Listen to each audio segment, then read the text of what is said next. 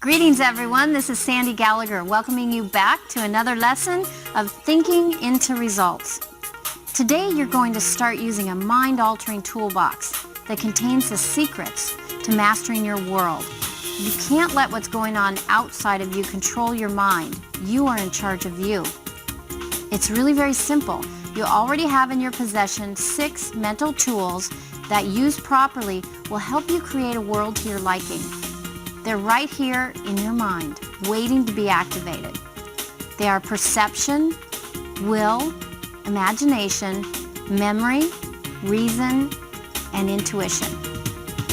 These tools will empower you to get the results that you want. That's why we call this program Thinking into Results. We're teaching you how to think about what you want and accomplish it with ease. If you apply these techniques, your work life will be transformed in ways you never imagined. You'll look forward to coming to work. You'll be stimulated and excited about your goals. You'll be amazed at what you can achieve. It's like turning the lights on in a dark room. You start to see things clearly for the first time. I know I sound really serious about this lesson, and it's because I am.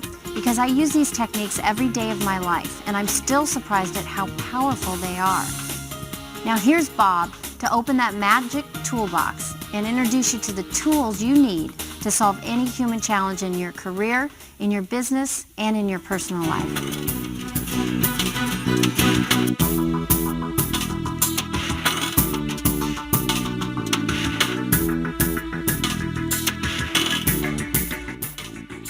You know, we've mentioned on 2 or 3 occasions that we have these sensory factors. They're like little antennae sticking out of our conscious mind. We see, hear, smell, taste, and touch. And that is really how we've been programmed. We've been programmed to pay attention to what's going on outside, and we live from the outside in. You will never, ever do anything of any consequence as long as you're living that way. Do you know, Napoleon Hill said that an educated person is not necessarily a person with an abundance of general or specialized knowledge. An educated person is a person who has so developed the faculties of their mind that they can acquire anything they want or its equivalent without violating the rights of others. Do you know, most people are not even aware of what their conscious faculties are. I'm going to share them with you. They're your mental muscles. Think of this for a moment. If I put this arm in a sling and I left it there with my fist clenched, pretty soon that would be the way it would be. Now, if at the same time I was lifting weights with this arm, I'd have very powerful muscles here and atrophy would set in here. Now, it's fairly obvious I haven't done either of these things, but if I had, you know what would happen. Well, it's exactly the same with the mind. We have perception, the will, imagination, memory, reason, and intuition. These are phenomenal mental tools. Let's think of them one at a time. You have memory. Do you know there's no such thing as a bad memory? There isn't. There's only weak memories and strong memories. Anyone can develop a great memory. I could teach how to memorize a book. In fact, Jerry Lucas was in San Francisco teaching people how to memorize the Bible. Now, the average person has difficulty remembering their way home, but we've got a marvelous memory. Memory is developed through association, ridiculous association. I would recommend you go and get a good book on memory and start to study it. Now, there's a way to remember names and a way to remember numbers, and there's little techniques you can use. And the way you remember numbers is not the way you remember names, but they're little games. Find out about them, study them, and develop your memory. You've got a phenomenal memory. Then you have reason. Now, reason is what gives us the ability to think. Do you know, thinking is the highest function of which we're capable of. We can be taught how to think just the same as we can be taught how to type or play a piano. And we should learn how to think. That's where we tap into the infinite. We pull energy into our consciousness. We create thoughts, which are pictures. We join them together, and that's how you build an idea. An idea is nothing but a thought or a collection of thoughts directed towards a purpose. We want to think. Let's think in new dimensions. Let's think of how we can do what we're not doing. Let's think of how we can do better. Let's not spend any time on the negative pole thinking of why we can't, only think of how we can. Here's an excellent graphic illustration for you of an individual that's letting the results, which started with the report card and then kept on growing, but they let the results control what's going on inside. When you look at your results and let the results register in your mind, the results then cause the thinking. The thinking produces the feeling causes the action, and the action produces the result. Same result, more of the same. And that's why people keep getting the same result over and over and over again. It's the report card syndrome that is turned into sales sheet syndrome, that is turned into the balance sheet syndrome, that is turned into the x-ray syndrome, the bank account syndrome. You must not let what's going on outside of you control your mind. Remember, I quoted Dr. Ryan. He said the mind is the greatest power in all of creation. What we want to do is look at the result and say, I don't think that's what I want. And then you begin to think of what you do want. Build the image of what you want. Then the thoughts cause the feelings cause the actions, and the action produces a new result. You consciously observe the new result, and then you adapt to what's going on, and you begin with a new train of thought. See, what you're really doing is either responding or reacting. When you react to what's going on outside, whatever's going on outside of you, whether it's a condition, a circumstance, or a person, they're in control of you. But when you respond to what's going on around you, then you maintain control. And that's really what you want to do. Remember, it starts out with the thought. The thought causes the feeling causes the action causes the result. You take a look at the result, you adapt, and you start with a new train of thought. You stay in charge of you. Don't let the outside world control you. You control the outside world. Then we have perception. You know, I have used this book for years, and I hold the book up, and of course you can see clearly here on the cover, well, not that clear because it's pretty faded, Think and Grow Rich. But I'll be standing facing a person, and I'm going to tell them there's nothing printed on the cover of this book. Am I right or wrong? Well, they look at the book and they look at me and they say, well, you know, of course there's something there. And I said, there's nothing there. Am I right or wrong? And they say, you're wrong. Now I said, the more I get you to focus on what is printed on the book, the more you're convinced there's something there and the more you're convinced I'm wrong. Is that correct? And they say, yes. But then I cause them to turn around and look at the book where I'm looking at it and there's nothing on the book. Now what are we doing? We're both looking at the same thing, but we're looking at opposite sides of the same thing. You're looking at the front, I'm looking at the back. We're both right. Just because you're right, that doesn't make me wrong.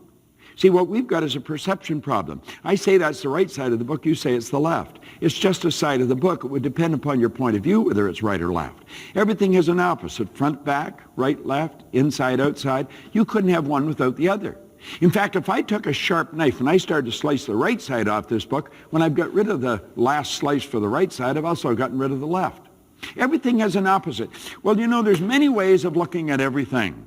And that's what perception is. Our perception is our point of view. And what we want to do is, if we can see something and we think of why it can't be done, let's change our point of view. And maybe through a change in the point of view, we'll figure out how to do it. See, it's perception. Perception is a marvelous tool. Then we have imagination. Now, imagination is the most marvelous, miraculous, inconceivably powerful force the world has ever known. Napoleon Hill said that. I adopted it, and I believe it. Everything is built through the imagination, the building I'm in, the camera that is recording me right now, the sound system. It's all nothing but the manifestation of somebody's imagination. See, everything's created twice. It's created in your mind, and then it's created in the outside world. Well, you've got an imagination. Use it constructively. Use your imagination to see how you can do much better than you're doing. Think this through. It's a wonderful tool. Don't lay it to rest, strengthen it. Then we have the will. Now, the will is a marvelous tool. The will gives you the ability to hold one picture on the screen of your mind to the exclusion of all outside distractions. Remember I said that our sensory factors are like 6-lane highways where there's information flying into our consciousness. We hear noises, we see lights, we hear people, things are moving, and all of that's coming into our consciousness. It's just a hodgepodge of unrelated information that you wouldn't find anywhere outside of an Encyclopedia Britannica. Well, We've got to stop the rush of all this stuff coming into our mind, causing confusion. And we can do that through the use of the will. The will gives us the ability to focus. The will gives us the ability to concentrate. It's a powerful tool. Do you know, I like studying Napoleon's life. In fact, I got a couple of statues of Napoleon at home. One of his biographers called him Organized Victory. Another one said he had immense capacity for sustained concentration. Napoleon said, I see only the objective, the obstacles must give way. See, he had a very highly evolved will. He was able to concentrate. And the more you practice developing your will, the stronger it'll become. I'll give you an exercise. Light a candle in a candle holder and put it opposite your favorite chair. And do this all the time. All the time. Every time you're sitting there, totally relaxed, and you're by yourself, and there's nothing going on, no radio, no TV, light the candle and stare at it. Totally relaxed, and you're staring at the candle until you and the candle become one. You mentally become one with the candle. Now, at first, you're going to find your mind wander. Bring it back to the candle, the flame. And as it wanders, bring it back to the flame. Now, at first, you might only be able to concentrate for a second, maybe just a millisecond. But you know, it'll get longer and longer and longer. Now, what you're doing is strengthening your will. Or you can take a pencil and put a little dot on a wall opposite your chair. And whenever you're sitting there, nobody else will notice it. Just stare at that dot until you and the dot become one. When you learn to concentrate on one thing, you can concentrate on anything. It's very, very powerful. The will is, the will to the mind is like what a magnifying glass is to the sun. You see, it makes your mind stronger. Concentration strengthens.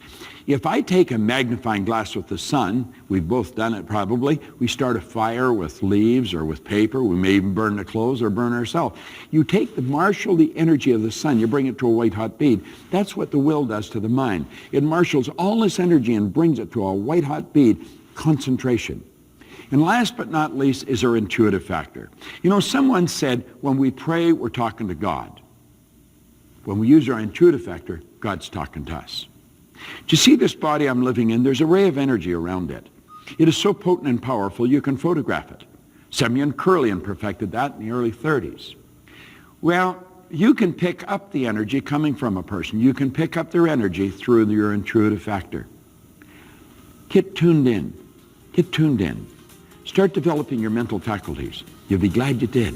You'll become a much more powerful individual, much more creative, and you'll get much better results. This is Bob Proctor. Thank you. Bob just told you about the phenomenal mental tools we all have at our disposal every day, anytime we need them. This isn't taught in school, but you know, it really should be, because these tools are the key to getting the results that we want. Master these tools by completing the exercises in your guide, and spend as much time as you can here. The more you use these tools, the better they can help you get the results you want. Look at a situation at work you'd like to change. What inspired action steps would allow the team to change the situation? Commit to take those actions and use these tools. Good luck, and I'll see you next lesson.